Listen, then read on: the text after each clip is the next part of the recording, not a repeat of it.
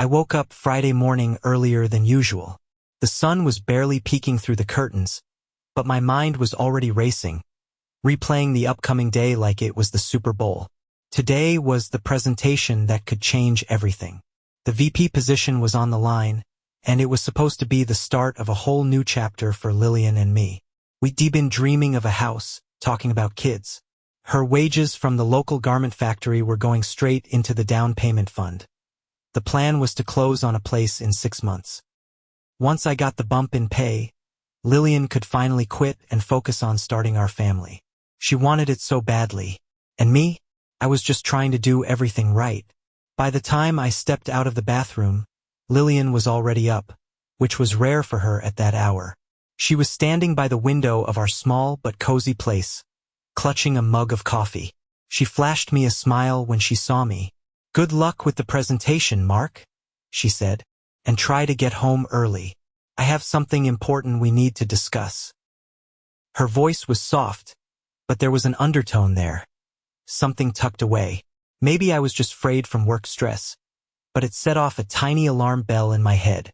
I nodded, pulled her close, and kissed her forehead. "I promise, I'll do my best to beat the rush." The rest of the day was a blur of anticipation and nerves. The presentation went off almost without a hitch, though I could not shake the nagging feeling that something back home needed my attention. 2 of the board members pulled me aside to offer their congratulations, making it clear my team was the front-runner. This was exactly what I'd been grinding for the last few years. But my mind kept drifting back to Lillian. I cleared out of the office around 5, feeling a mix of relief and pride.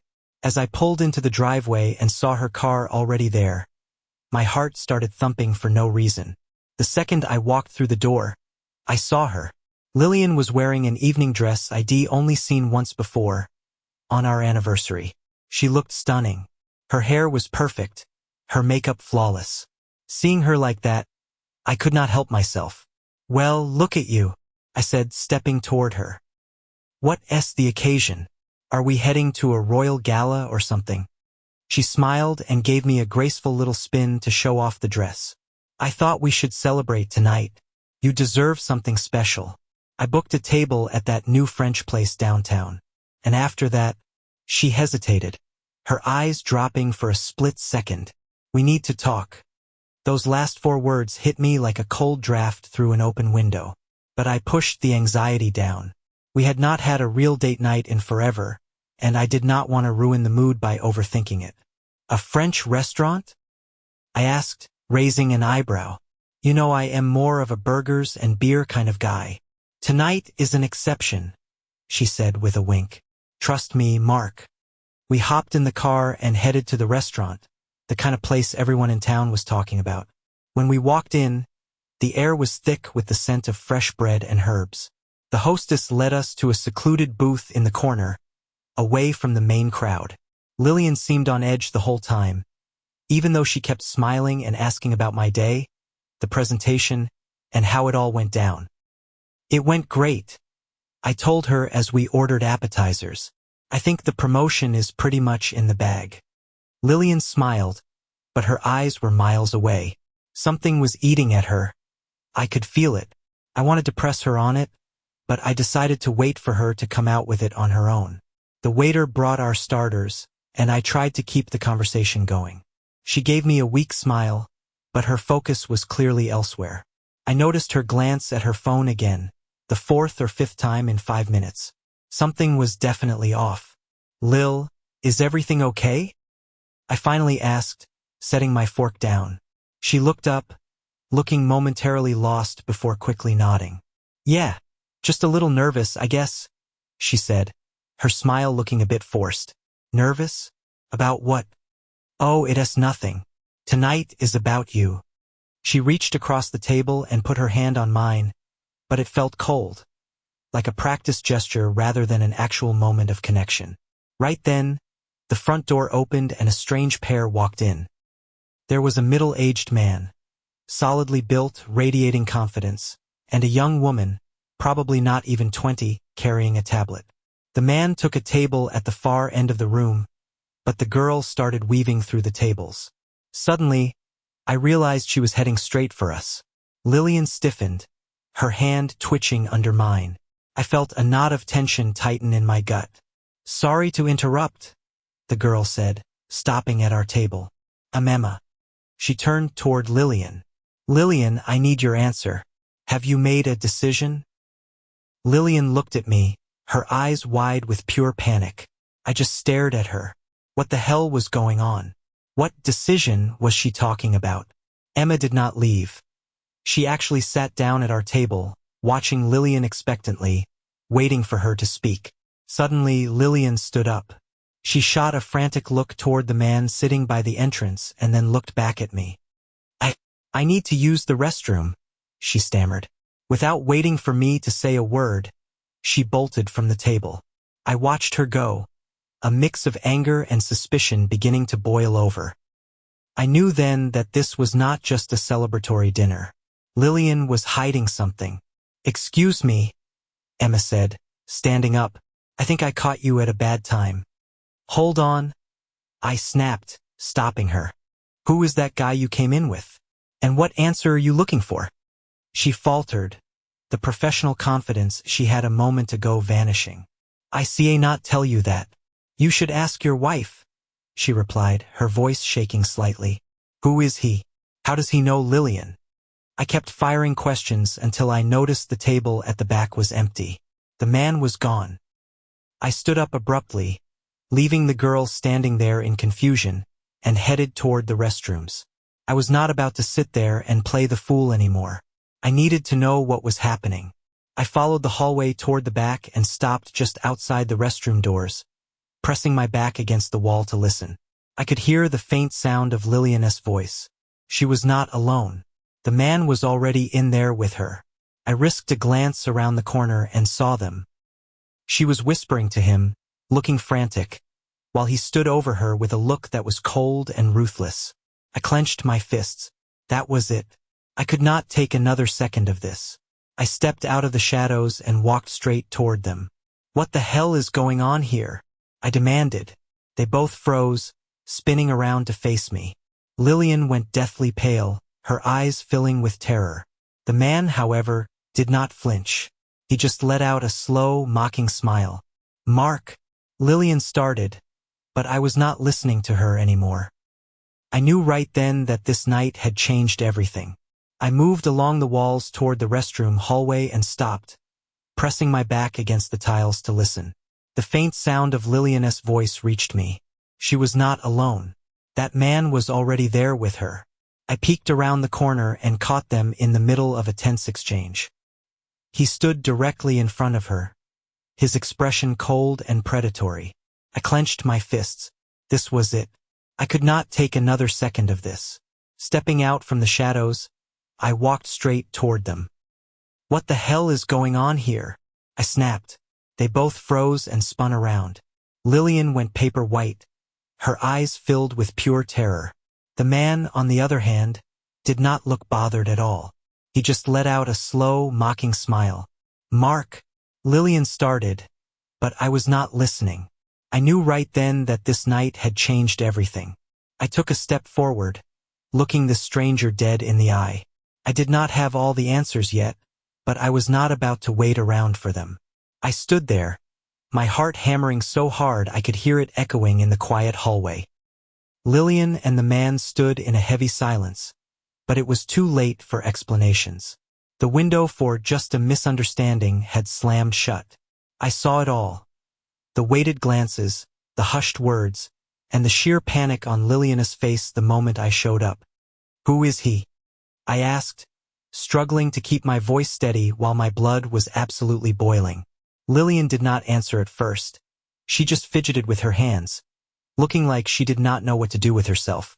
The man, however, did not lose his cool. He smirked, staying silent, his gaze dripping with a smug self-assurance that only added fuel to the fire. I stepped closer, closing the gap until we were less than 3 feet apart. "It's not what you think, Mark," Lillian began, her voice trembling. "Then what am I supposed to think?" I cut her off, making no effort to hide the edge in my voice. "You bolt to the bathroom with some guy after spending the whole dinner glued to your phone. Give me one good reason why I should not be thinking exactly what I'm thinking." She opened her mouth to say something, but that S when the man finally decided to chime in. His voice was low and steady, the voice of a man used to being the one in charge. "My name is Michael," he said, looking me right in the eye, "and I am the guy offering your wife something you never could." I froze. Those words cut through me like a blade. All the questions that had been swirling in my head since we arrived suddenly coalesced into a sharp, stinging reality. My hand instinctively balled into a fist. "Are you kidding me?" I asked, barely believing what I was hearing. "What is that supposed to mean?" Michael did not blink. That smirk never left his face. "Lillian, tell him," he said coldly. Lillian started nervously bunching up the fabric of her dress. Her eyes darted between me and Michael like she was looking for an exit that did not exist. I saw her swallow hard, and suddenly, everything clicked. She started, then trailed off, fishing for the right words. "Tell him," Michael barked. His voice was so sharp and authoritative it made Lillian flinch. She took a ragged breath, like she was bracing herself to jump off a cliff. "He offered us $2 million, Mark," she finally said, unable to look me in the eye. "If I spend the weekend with him." The world around me stopped. The sounds of the restaurant faded into a dull hum, like someone had turned the volume down on the rest of the world. Lillian's words echoed in my head. She said it so casually, like she was talking about buying a new coffee maker rather than selling herself for a payday. "Are you serious?" I could barely contain the rage. "You actually sat there and considered that?" Lillian finally looked at me. Her eyes were full of pain, but she did not offer a single word of apology. "We could buy the house right now, Mark," she whispered. "No more waiting another year. No more pinning everything on your promotion. We could start our family today. We would not have to put our dreams on hold anymore." Michael stood there like a predator waiting to deliver the final blow. "It's an easy choice," he added, acting like it was just another business deal. "It's just one weekend. In exchange, you get a secure future. Everyone wins." I looked from him to Lillian, feeling my entire world crumble. Every second of this conversation was making me sick. I took a slow step toward Lillian. She went still, realizing she could not hide behind her excuses anymore. "I am not your lapdog, Lillian," I said, my voice dangerously low, "and I am not going to sit around and wait for you to come back to me after this. You really willing to throw us away for money? For some pipe dream this guy is selling you?" She turned away, her shoulders starting to shake. I could see the regret hitting her, but it was too late. She had already made her choice, and that choice did not include me. "Let's go," I said, spinning around and heading for the exit. We leaving. I heard Lillian start to follow me, but Michael suddenly stepped into my path. "You making a mistake, Mark," he said calmly. "Think about it. $2 million. You'd be set for life." I stopped. I looked at Michael, then back at Lillian, who stood behind him with her head down, unable to meet my gaze. It was crystal clear now. This was not just about the money. It was a total betrayal. I took a breath, trying to keep myself from losing it. Then I leaned in close to Michael, until we were only inches apart. "If you ever come near my wife again," I said, my voice a whisper but heavy with a threat, "I will crack your skull open." Michael blinked, but he did not move. He just kept smiling like he knew something I did not. But I was done wasting my time. I turned and walked back into the main dining room. Lillian followed right behind me. We walked past the tables where people were still enjoying their dinners, completely oblivious to the wreckage that had just happened behind those doors. I got to our table where our food was still sitting, cold and abandoned, just like my dreams of a future with Lillian. I grabbed my jacket off the back of the chair and threw it on. "Mark, please, just listen to me," Lillian pleaded, following me closely. "It was just a proposal. We could have talked about it. We could have found another way." I paused for a split second, then turned and looked at her with nothing but pure disappointment. "We just did talk about it, Lillian, and you made your choice. I stopped. I looked at Michael, then back at Lillian, who was standing behind him. Her head was down, unable to meet my gaze. In that moment, everything became crystal clear. This was not just about the money. It was betrayal, pure and simple. I took a breath, trying to steady myself, then stepped toward Michael until we were only inches apart.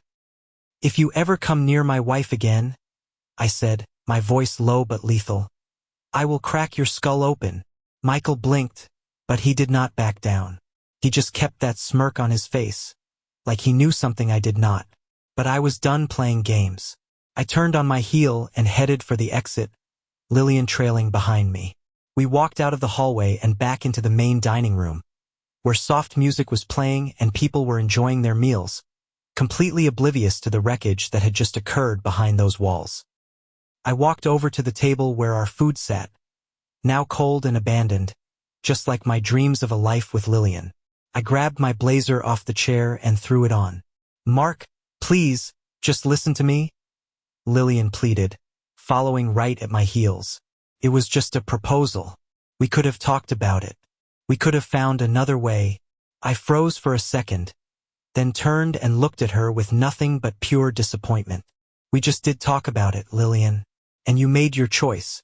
We walked out of the restaurant into a suffocating silence. The wind hit my face, but I did not feel the chill. I was boiling inside.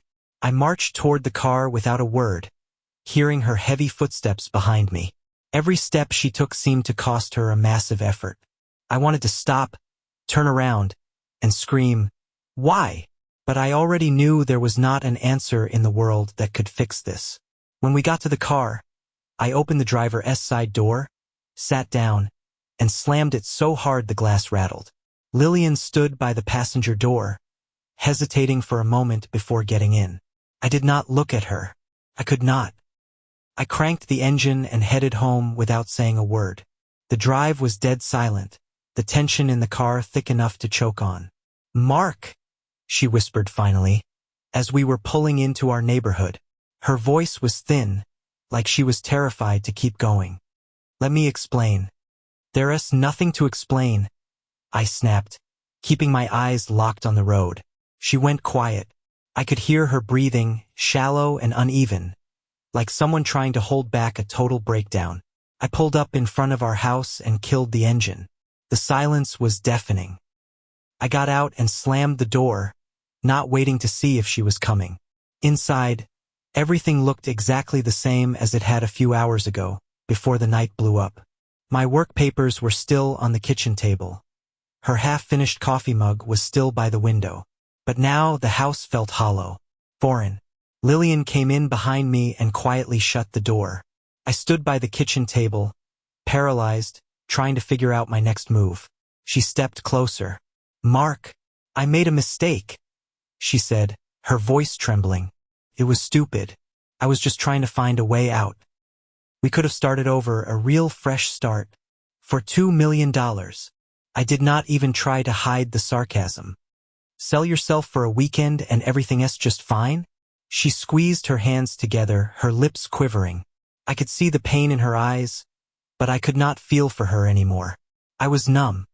"I did not want to lose you. You know how much I wanted the baby, the house. We could have had a better life than this," she said, her voice thick with desperation. "I just wanted to help us. Help us." I whirled around to face her. "Selling our marriage for Michael's cash. That was your big solution?" She froze, lost for words. But something in her expression shifted, as if the weight of what she'd done was finally sinking in. She took another step toward me, reaching out to touch my arm. I backed away. "Do not touch me, Lillian," I said, quiet and sharp. She stopped, her hand hanging in mid-air before slowly dropping to her side. Her face was a mask of agony, but I was already looking past her. My head was filled with one single thought. It was over. There was no coming back from this. Never. "I'm leaving," I said abruptly, heading for the stairs. I was going to get my things. This was not my home anymore. Lillian finally realized I was not bluffing. "Mark, wait," she cried, rushing after me. "Do not go. We can fix this." Just give me a chance. I ignored her. I went upstairs, threw open the closet, and started shoving clothes into a duffel bag. Her voice was just background noise at that point. Nothing she said mattered. Every shirt I tossed into that bag was a nail in the coffin, and there was no stopping it now. Lillian stood in the doorway, eyes streaming with tears. She tried to grab my arm, begged me, pleaded with me, but I stopped listening. When I had the essentials packed, I paused for a second. It was so quiet inside me, like the whole world had suddenly gone on mute. I looked at Lillian. She was sobbing, her shoulders shaking with every breath. But it was done. I walked right past her without a word. I went downstairs and out the front door, never looking back. The wind hit me again, and this time the cold cut right through. I tossed the bag into the back seat, got behind the wheel and started the car. As I took one last look at the house, I saw Lillian standing at the upstairs window. She was watching me, desperate, tears streaking her face, but none of it moved the needle. I flipped on the headlights and slowly pulled away. Ahead of me was an uncertain future, one filled with letdowns, betrayal, and a lot of pain. No, it was still better than staying in a place where my dreams had been sold out. The next morning, I filed for divorce, and that's where today's story ends. Thank you for watching to the end. If you enjoyed it, do not forget to like and comment. We'd love to discuss this story with you. See you in the next video.